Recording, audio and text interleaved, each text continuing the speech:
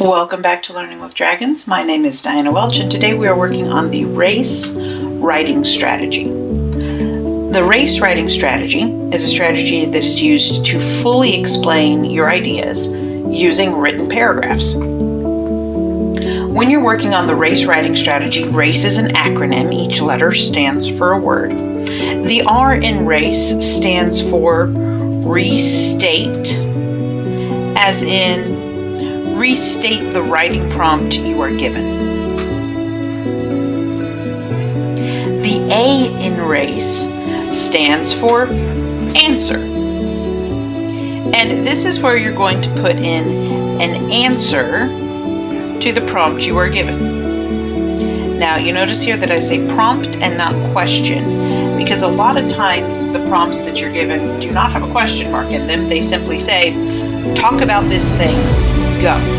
So where do you start? This restatement and answer put together into one sentence helps you figure out how to start your paragraph and get you underway. The C stands for cite evidence to support your answer.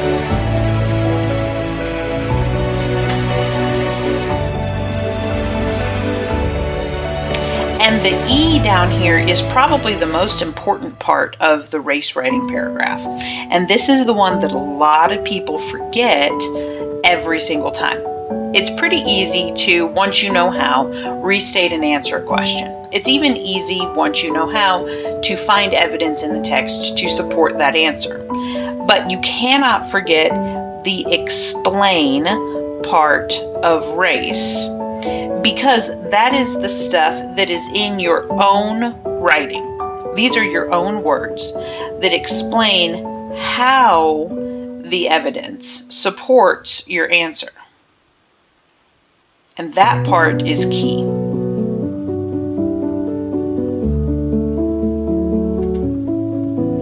If you can explain in your own words how the evidence you chose proves that your answer is true, if you have decent reasoning, there is no way that you can get a paragraph wrong.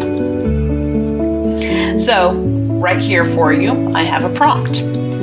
Our prompt says, how does an author create suspense in a story? Use evidence from the text to support your answer. This one has a question mark. They're being nice to us. However, we still need to get our R here. We need to get our restatement. And so what we're going to look at in our prompt is we're actually going to look at the words of the prompt itself. Okay? And when we look at the words, we're going to take out any words that are instruction words, any words that just tell us what we're supposed to do in the prompt. And we want to end up with, what is the question, what is the prompt actually asking us to talk about? So I'm going to take a look at the second sentence here. It says, use evidence from the text to support your answer. Okay, great instruction. Now I know that the teacher expects that from me. But I don't need to use this sentence in my restatement. So I'm going to cross it out. Now that doesn't mean we're not going to use evidence. We are. We're just not going to use this sentence in our restatement. The first sentence says, how does an author create suspense in a story? This is a question. I'm not going to start my paragraph with a question, so I'm going to get rid of the how does part. And I am left with, an author create suspense in a story. I can change create to creates, and I'm able to turn this into the beginning of a sentence. So my restatement here can be, and I'm just going to make a capital A, right? An author creates, because I have to make my sentence make sense, suspense in a story. Now, that's only the first part of a sentence. I need the next part of my sentence. That part of the sentence, and this is why R and A can kind of get combined, is I'm actually going to combine my restatement that I just made with the answer, because I need to answer the prompt, what I think the answer is. Okay, so for this one, I am going to say the author creates suspense in a story by, this is all part of the same sentence so far,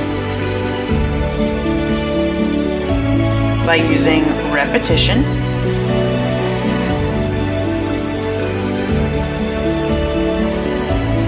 pacing, and sensory detail. Now you can answer this question with any story that you are reading. However, the one I've been reading recently is Telltale Heart by Edgar Allan Poe. So I am going to cite from Telltale Heart by Edgar Allan Poe. I am going to cite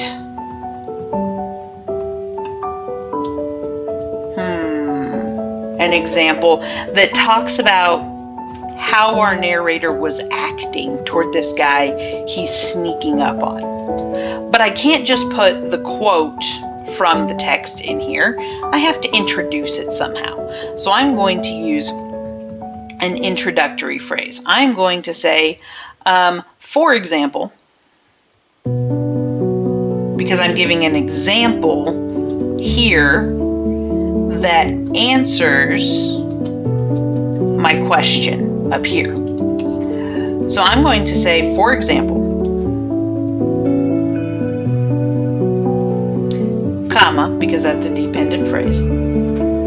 For example, the narrator says, and this character, if you've never read Telltale Heart, this character does not have a name. He just talks to us.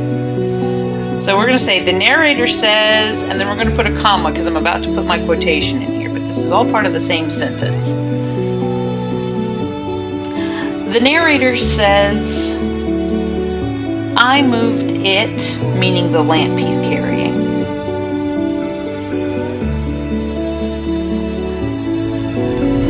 slowly.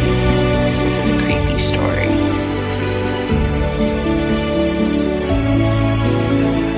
Very, very slowly.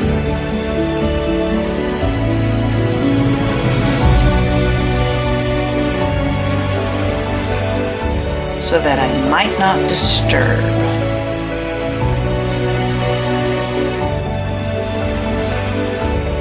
the old man's sleep.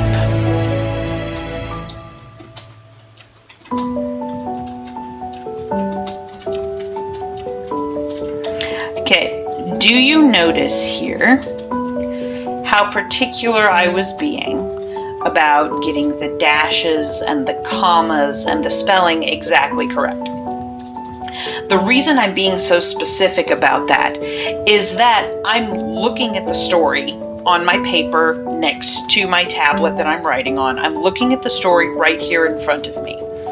There is no reason for me to spell things wrong or have commas or capitals or any other punctuation in the wrong place. If I am looking at the text I'm pulling the quote from, I just copy it straight over, word for word, exactly as it says. And I have introduced it. I have said where it comes from. I said, for example, the narrator says, I moved it slowly, very, very slowly, so that I might not disturb the old man's sleep. Now, that's most of what we need to do. We've done the work. Now we just have to explain how this quote here supports our answer. Remember that our answer that we gave is that by using repetition, pacing, and sensory details, our author creates suspense in a story.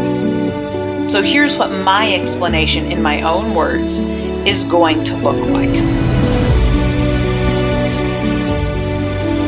This, meaning my citation, creates suspense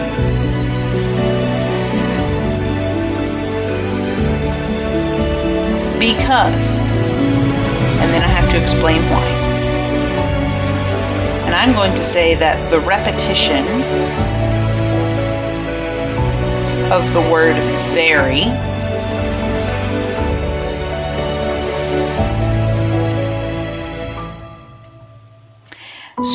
slows down the moment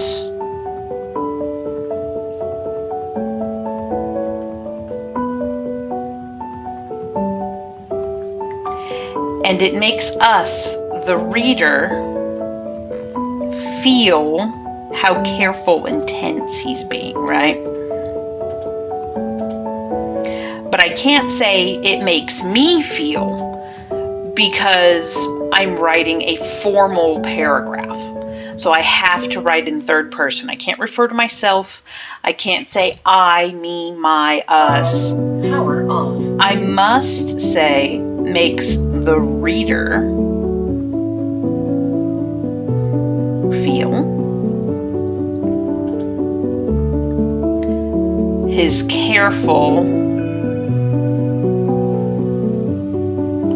tense movement.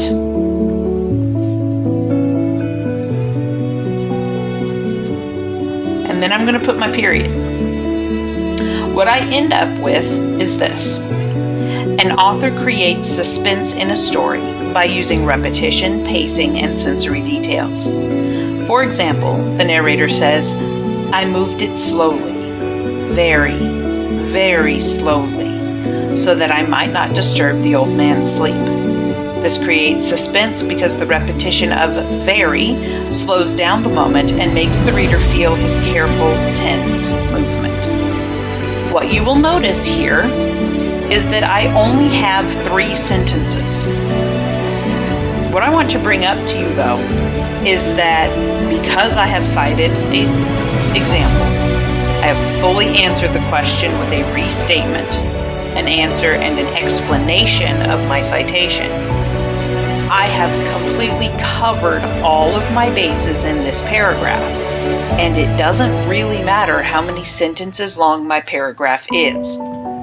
What I could do, if I were required by a teacher to make this paragraph longer, is I could simply add another citation and another explanation of how that citation supports my answer. I could say, a further example is, and put in another quote, like, "It was the beating of the old man's heart. It increased my fury as the beating of a drum stimulates the soldier into courage."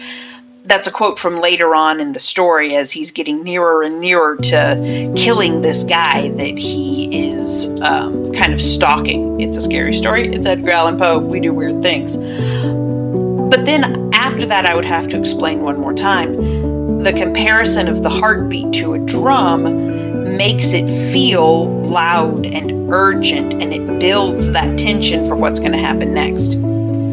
Both of these citations, both of those explanations, support my answer that the author uses repetition, pacing, and sensory details to create suspense. Everything I do refers back to the prompt, refers back to the answer I chose for that prompt, and fully explains why I chose those pieces of evidence. So I'm going to move on to one more example here. And this one, I want you to try on your own. You don't need anything other than a piece of paper. If you're watching this on YouTube, look down in the comments below, and in the description you should find a link to make a forced copy on a Google Doc that just has these prompts in it so you can practice on your own in just an organizer like this. And I want you to try to see if you can come up with an answer for this prompt using the race method. All right, so your prompt is: choose a character from a story that you have read.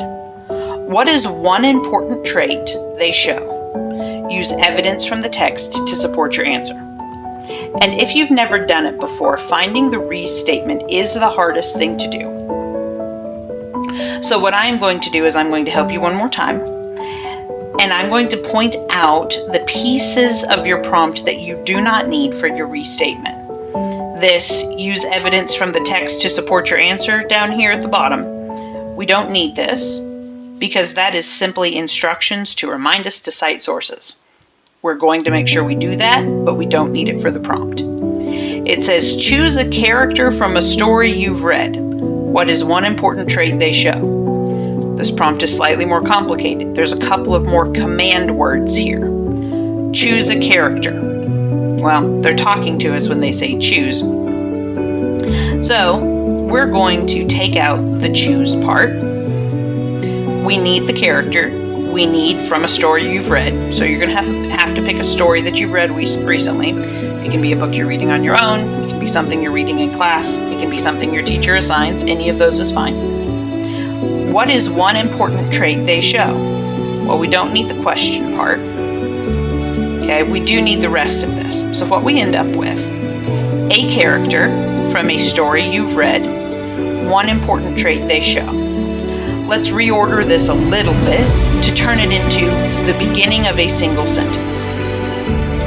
One important trait, because this seems to be the most important part of our prompt here.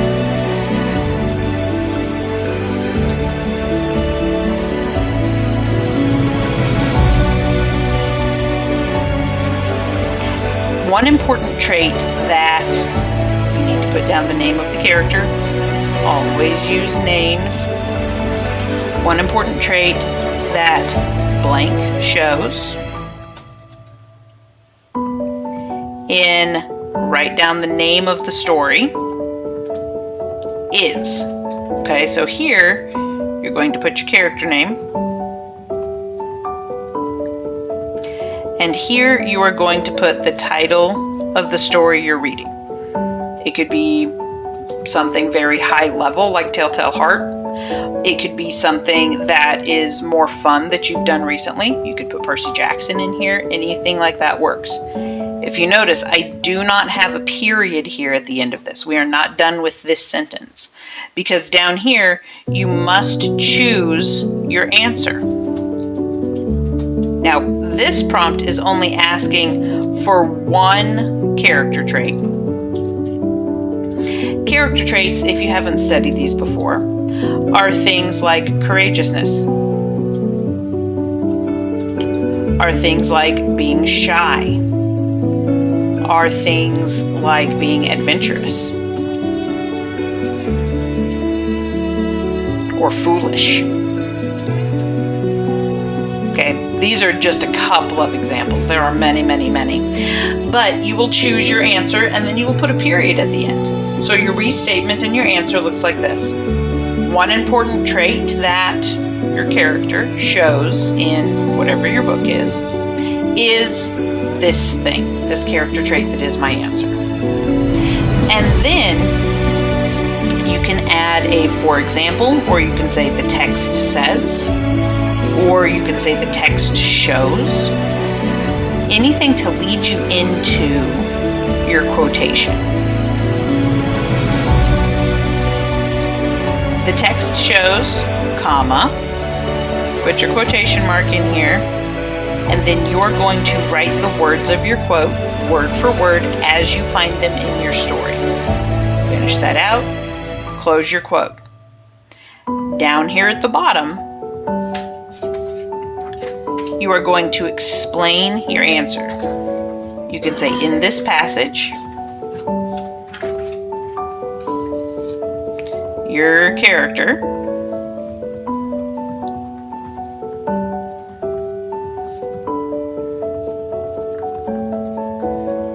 shows that he or she is whatever your trait is that your answer was, right? Because, and then you're just going to explain what they did that showed their trait.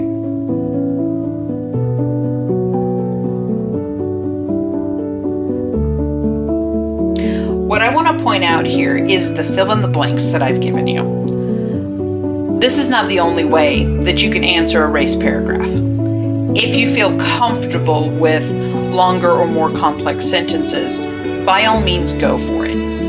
However, if you need just the structure of the race paragraph, this will get you all the way through middle school, high school, paragraph responses in college. This sort of formula is kind of plug and play. You put your information in, you're done. Now, your teacher might ask for variability, in which case you can change up your lead-ins for your quotations. You can change up your lead-ins for your explanations. You can flip around and reword the way that you restate your prompts and get a little fancy with that if you want to. But this is the basics to show you how to write this race paragraph. Now I'm going to flip to the next slide here. And this one gives you 2 more prompts that you can just find a blank piece of paper and you can try working through these on your own. The first one says, how does the author show what a character is feeling? Use evidence from the text to support your answer. The second one says, what lesson or message does the character learn in the story? Use details from the text to support your answer. These can apply to any story you might be reading right now. And remember, your voice is magic. Use it wisely. Until next time, read boldly and write bravely.